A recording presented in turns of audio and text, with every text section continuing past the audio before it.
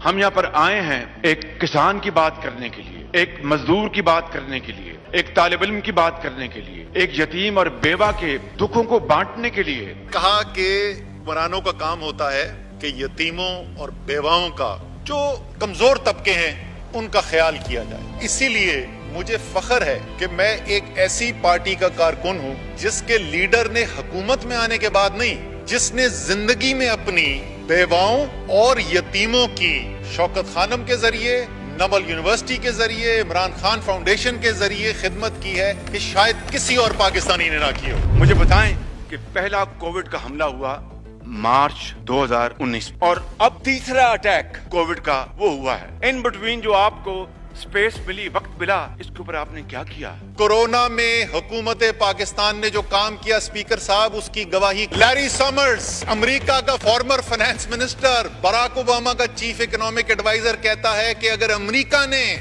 पाकिस्तान की तरह कोरोना का मुकाबला किया होता तो खरबों डॉलर बचाता अमेरिका।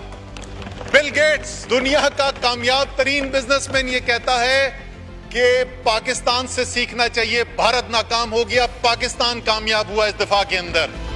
आलमी सेहत का इदारा, world health organization, world economic forum कहता है 7 ममालिक ऐसे हैं जिन्होंने कोरोना आने के बाद अपनी मईशत में ऐसे इकदाम किए जो दुनिया के लिए मिसाल हैं और दुनिया सीख सकती है उनसे, और पाकिस्तान उसमें से एक है।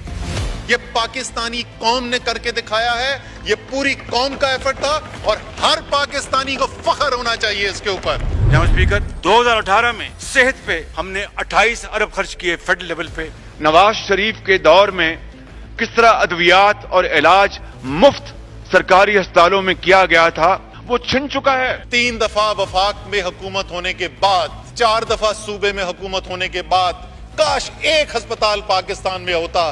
क्या मियां साहब कहते हैं मैं इस अस्पताल में जाऊंगा, मैं बाहर मुल्क में नहीं जाता, काश एक अस्पताल ऐसा बना होता। मुझे तो वैसे ही बड़ा लगाव केपीके के सूबे से, मगर मुझे बताएं कि वहां पर हुआ क्या इन 9 सालों में।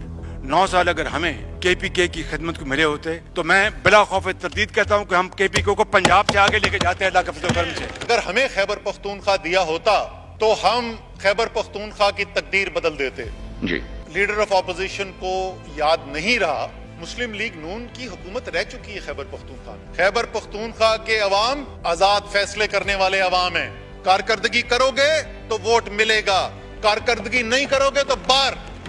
खैबर पख्तूनख्वा के अवाम ने जो वोट डाला है उसको इज्जत दें और मान जाए ये बात कि जैसी कारकर्दगी खैबर पख्तूनख्वा के अंदर तहरीक इंसाफ की हुकूमत ने करके दिखाई, ऐसी खैबर पख्तूनख्वा की तारीख में कभी नहीं हुआ था।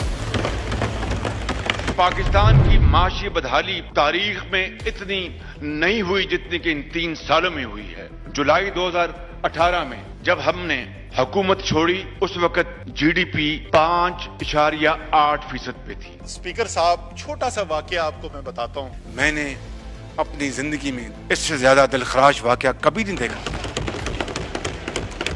असद उमर ऑपोजिशन के एमएनए, उधर पीछे में बैक बेंचर होता था, उधर से खड़ा हुआ, एक तकरीर की मैंने, और मैंने कहा हमारी मईशत जो है वो टाइटैनिक की तरह बर्फानी तूर्दे से टकरा के डूबने वाली है। सर इधर ही फ्लोर पे खड़े हुए उस वक्त के वजीर खजाना जनाब मिफ्ता इस्माइल साहब ने खड़े होके कहा, असद साहब ठीक बात कर रहे हैं। मुझे बताइए कि 1200 अरब रुपए का कोरोना का पैकेज आया, इन्होंने अनाउंस किया, वो बदतरीन गफलत, नेग्लिजेंस, इनकॉम्पिटेंस के नजर हो गया। सर एहसास दुनिया के 5 सबसे बड़े सोशल प्रोटेक्शन प्रोग्राम्स में से एक, इंटरनेशनली रिकॉग्नाइज्ड खुसूसी इमरजेंसी रिलीफ के तहत 1.5 करोड़ पाकिस्तानी खानदान यानी तकरीबन 9 करोड़ पाकिस्तानियों को ये इमदाद पहुंचाई गई और 200 अरब रुपए के करीब ये इमदाद पहुंचाई गई।